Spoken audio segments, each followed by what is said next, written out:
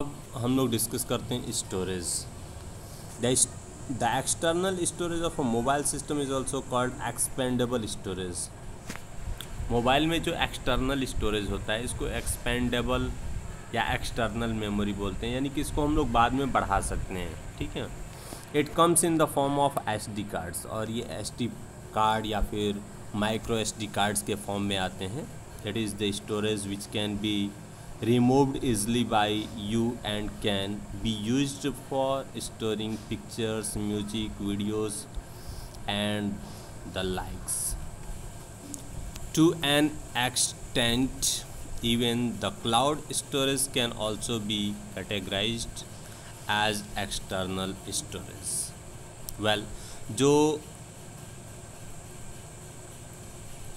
Storage होता है means expendable storage होता है, ये एक्सटर्नल मेमोरी चिप्स होते हैं जिसको आप अपने स्मार्टफोन्स में आप यूज़ कर सकते हैं उसकी कैपेसिटी को इंक्रीज़ करने के लिए।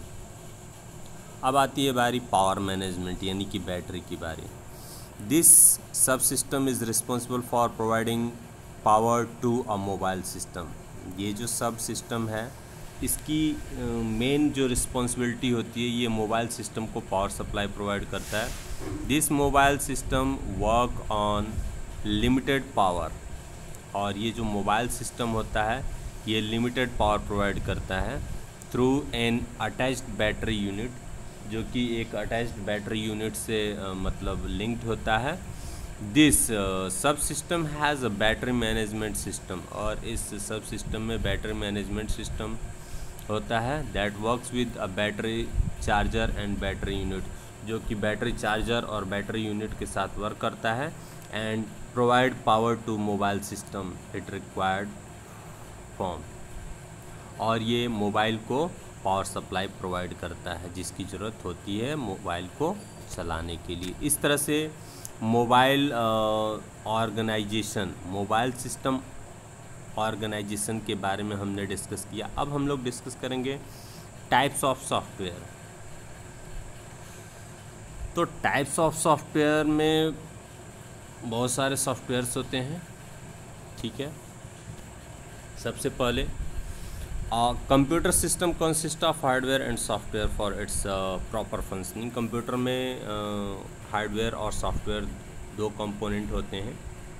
हार्डवेयर में वो सारे फिजिकल कंपोनेंट्स होते हैं which are tangible component and that we can touch and see, like input devices, keyboard devices, CPU, hard disk, printer etcetera are examples of computer hardware. Now software represents the set of programs that govern the operations of a computer system and make the hardware run. Software में वो सारे programmes होते हैं जो computer के अंदर जितने भी ऑपरेशंस होते हैं उनको परफॉर्म करने में हमें हेल्प करते हैं, और जो हार्डवेयर होता है उसको वर्क करने लायक बना देता है। Software can classified broadly into two categories. Software को वैसे दो तरह से कैटेगराइज किया गया है, एक तो होता है सिस्टम सॉफ्टवेयर और दूसरा होता है एप्लीकेशन सॉफ्टवेयर। सबसे पहले हम लोग सिस्टम सॉफ्टवेयर के बारे में डिस्कस करेंगे। The software that control internal computer operations is called system software. वो सॉफ्टवेयर जो कंप्यूटर के इंटरनल ऑपरेशंस को कंट्रोल करता है उसे सिस्टम सॉफ्टवेयर कहते हैं। ठीक है, और सिस्टम सॉफ्टवेयर को भी दो कैटेगरीज में डिवाइड किया गया है, एक तो ऑपरेटिंग सिस्टम होता है और दूसरा होता है लैंग्वेज प्रोसेसर। ये ऑपरेटिंग सिस्टम हो गया और ये लैंग्वेज प्रोसेसर हो गया। अब हम लोग डिस्कस करेंगे ऑपरेटिंग सिस्टम के बारे में। Operating system is a program which acts as an interface between a user and the hardware, all computer resources। पहले आप यहाँ पे देख सकते हैं ऑपरेटिंग सिस्टम जो होता है is a program which acts as an interface between और यूज़र एंड द हार्डवेयर, जो यूज़र और हार्डवेयर के बीच में एक इंटरफेस की तरह वर्क करता है। ठीक है,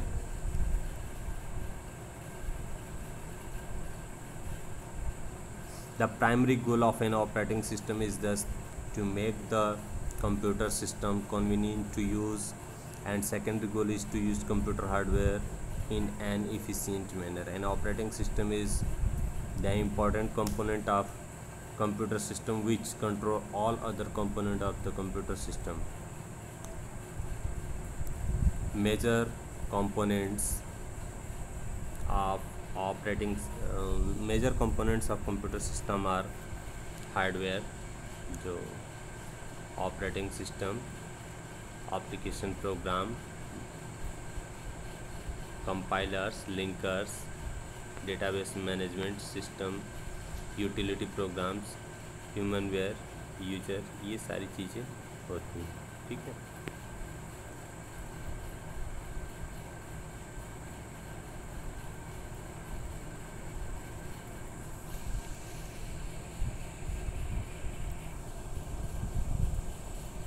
well, operating system works like an interface between computer and user. ये ऑपरेटिंग सिस्टम जो होता है ये कंप्यूटर और यूज़र के बीच में एक इंटरफेस की तरह वर्क करता है।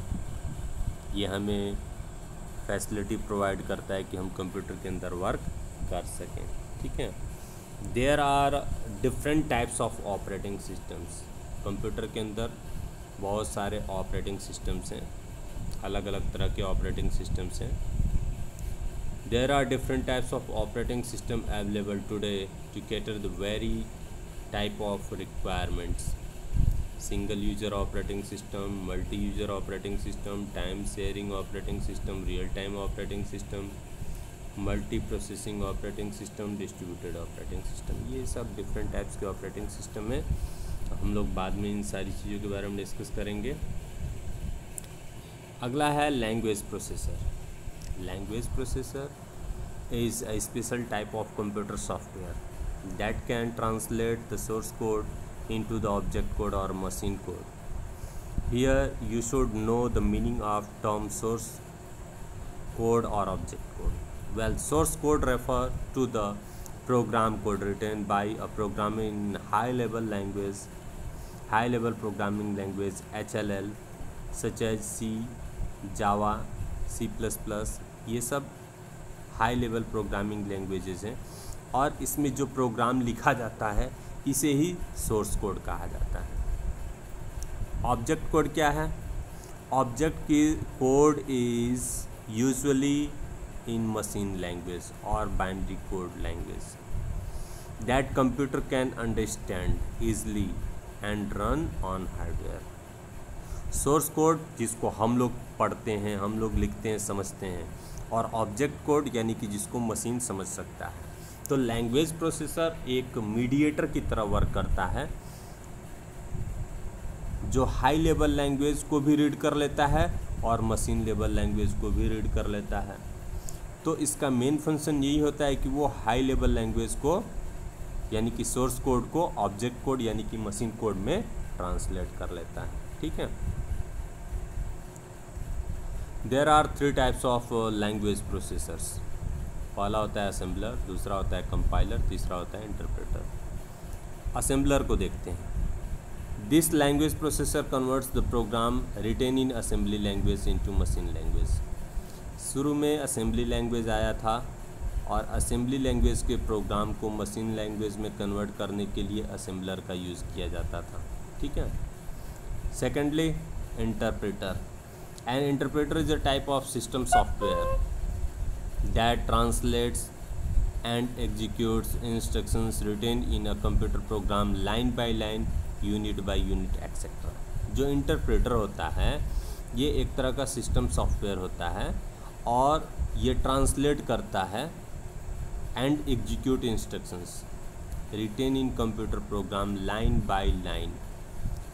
इसका मेन ये होता है कि ये लाइन बाय लाइन प्रोग्राम को ट्रांसलेट करता है और एग्जीक्यूट करता जाता है। ट्रांसलेशन का काम वही है। हाई लेवल लैंग्वेज से मशीन लेवल लैंग्वेज में ट्रांसलेट करना। तीसरा है compiler. Compiler is another type of system software. ये भी एक तरह का सिस्टम सॉफ्टवेयर होता है।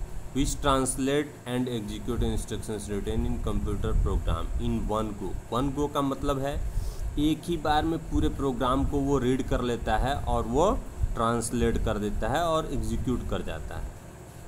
जबकि इंटरप्रेटर क्या करता है, ये लाइन बाय लाइन करता है। ठीक है, तो इंटरप्रेटर और कंपाइलर में यही डिफरेंस होता है। इंटरप्रेटर थोड़ा स्लो होता है, interpreter is slower whereas compiler is faster in execution. अब हम लोग एप्लीकेशन सॉफ्टवेयर के बारे में डिस्कस करते हैं। This type of software pertains to one specific application. For instance, software that can perform railway reservation system function cannot prepare result for school. यानी कि जो एप्लीकेशन सॉफ्टवेयर्स होते हैं ये एप्लीकेशन ओरिएंटेड, वर्क ओरिएंटेड होते हैं। इनका एक जॉब होता है, उसी तरह के जॉब को वो परफॉर्म करते हैं।